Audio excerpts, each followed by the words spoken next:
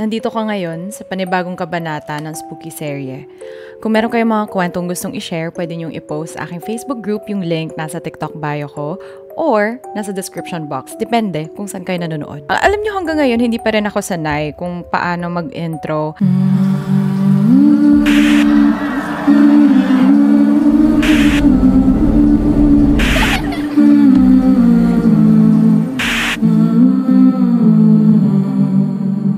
Ang pamagat nito ay film shooting. Haba-haba to ha. Hi, this is gonna be my first time to share this story publicly. Nag-aaral ako ng film production in college, and this story is still very vivid in my mind. The school is a pretty big and popular university in the province. That year, required kami to participate in a film competition, and the concept has to be connected to science. Normal na naman sa amin na mag-shoot ng mga weird places, kahit hating gabi pa yan. But this particular 2-day shoot was too much for all of us. Hindi ko alam kung pagod lang ba kami or meron lang talagang nagtitrip at sumasama sa amin.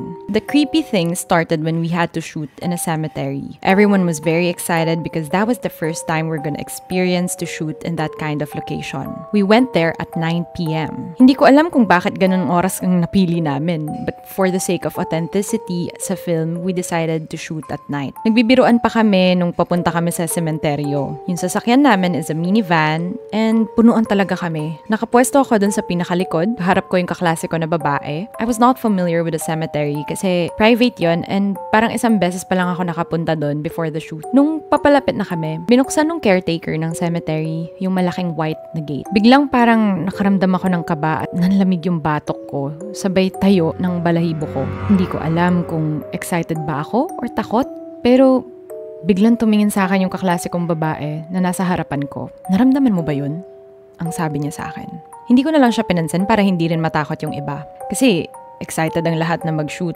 I was silently praying na maging okay kami lahat. Nagpark yung sasakyan namin sa tapat ng isang mausoleo. Yung itsura nun, may statue ng 2 angels sa magkabilang gilid. Nung nagsisimula na yung shooting, kailangan namin ng smoke effect. Wala pa kaming equipments nun at mahirap din magdala ng smoke machine. So we switched to the traditional way. Insenso gamit ang kamangyan. I don't know if it's the same in Tagalog, pero yun yung gamit ng mga manggagamot na pangsuob sa mga may sakit. And we also believed that if we light an incense, it will ward off the bad spirits from us. Nung nagsisindi na kami ng uling, kasama ko din yung kaklase kong kaharap ko sa van. Doon kami sa tapat ng isang statue ng angel pumwesto. Nararamdaman mo ba yun?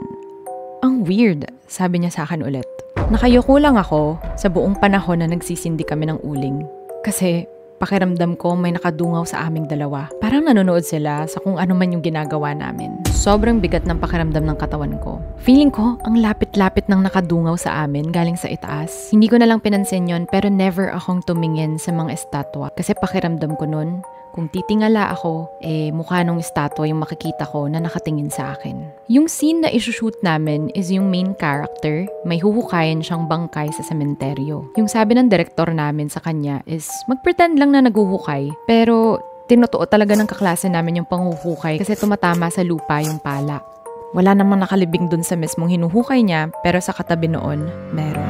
Pagkatapos noon, nung paalis na kami, may nagsabi na isang kaklase ko na pausukan daw namin ng insenso yung van at buksan lahat ng pintuan para walang sumama sa amin. Ginawa naman namin yon, not knowing that the spirits will take that as an invitation. The next scene that we shot was a road scene. Tatakbo lang yung bida, karga yung bangkay na hinukay niya. I don't know why, but everyone was frantic and panicking that time.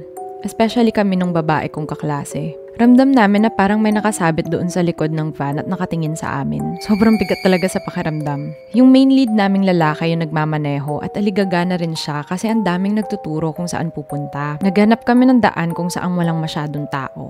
Yung napasukan namin na eskinita, nabalita yun noon dahil may imahe daw ni Mama Mary na biglang lumitaw sa kahoy. The road was so dark even if may street lamps. Then, bigla, namatay ang van. Nasa gitna tayo ng krus na daan. Umalis na tayo, sabi ng kaklase ko na nagpapanik na. Para kaming hinihigop sa dilim. Parang wala kami sa tamang pag-iisip. Pabalik-balik yung tingin namin mula sa kanan hanggang sa kaliwa ng daan. Everything went smoothly pagbalik namin sa lumang bahay, which is the main location. Yung bahay na yon parang ginawa yata nung 50s. Sobrang sinauna, Puro pintuan yung loob, malalawak yung mga kwarto, naiisa lang yung ilaw. Makalipas ang ilang oras, nagreklamo yung direktor namin na sobrang ginaw daw at parang mabigat yung katawan niya. Nagkatinginan kaming lahat kasi pawis na kami dahil hindi pwedeng mag-electric fan at mainit din dahil sa mga ilaw. Naka-jacket na siya at parang scarf pero giniginaw pa rin siya. Dumating yung isang kaklase namin na lalaki. Iba yung course niya so hindi kami nagkatugmaan ng schedule at nag-overheat yung sasakyan niya kaya na-late siya noon. Pagtapak pa lang niya sa entrance ng kusina kung nasaan kami, sumama na yung pakiramdam niya. Saan kayo galing? Sa sementeryo? May hinukay kayo, no? Yan yung bungad niya sa amin nung nakaupo na siya. Hindi niya alam yung shooting flow namin kaya hindi niya din alam kung saan kami nag-shoot.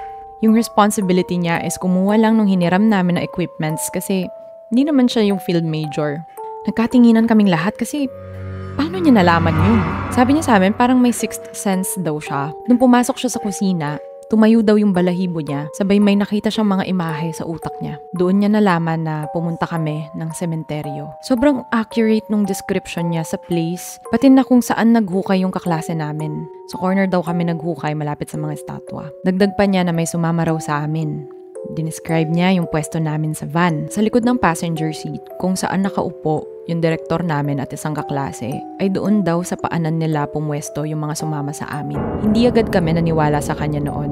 Matagal pa bago siya nakarecover at sumali sa ginagawa namin. Yung assistant director namin, may camera siya noon para gawing kidlat effect yung flash. May mga pictures galing sa loob ng kusina kasama yung director namin, yung crew, at yung actors. Hindi naman siya nag-e-expect na may makita. Pero tumayo yung balahibo naming lahat nung nakita namin yung litrato ng direktor namin. Nakayuko yung direktor namin at sa balikat niya ay parang may imahe dun na dalawang bungo ng tao. May smoke effect kasi kaya mas na-form yung mga image. Pinakita namin yun sa kaklase naming may sixth sense. Sabi niya yun daw yung mga naistorbo namin sa sementeryo. Isang matandang lalaki at isang bata. Yung bata raw, bagong libing pa lang. Dahil parang makikita pa yung mukha niya sa picture at hindi pa fully bungo. Mula noon, hindi na nakatulog ang lahat. Hindi rin naniwala yung direktor namin. Pero nung mga 2:00 ng madaling araw, hindi niya nakinaya yung sama ng pakiramdam niya. Nag-usap kami at napagdesisyonan na dalhin siya sa manggagamot. Mabuti na lang at nagising yung lola ng kaklase namin. Pinayuhan niya kami na humingi daw ng tawad yung direktor namin sa mga naistorbo namin sa sementeryo. Nagtanong kami, bakit hindi yung kaklase namin na naghukay yung sinamahan ng kaluluwa? Sabi ng lola ay kung sino daw yung may pasimuno ng kung ano mang ginagawa sa lugar na yon, ay siya ang sasamahan.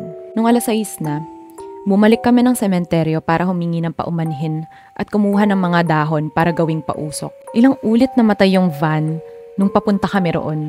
Nagtulak pa kami nung palabas na kami ng sementeryo. Nung nasa bahay na, sinabi ng kaklase ko na nakakaramdam din na parang may nakita daw siyang sumilip sa amin galing sa graveyard nung paalis na. Nakahiga daw.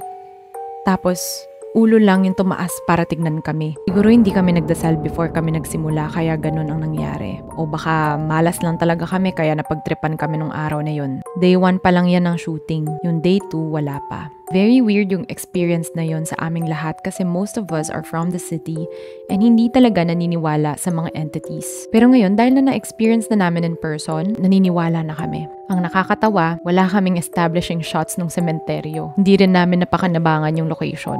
I don't know what to chika anymore. Tatapusin ko na tong video na to. Thank you. I'll see you sa next upload. Bye! Love you!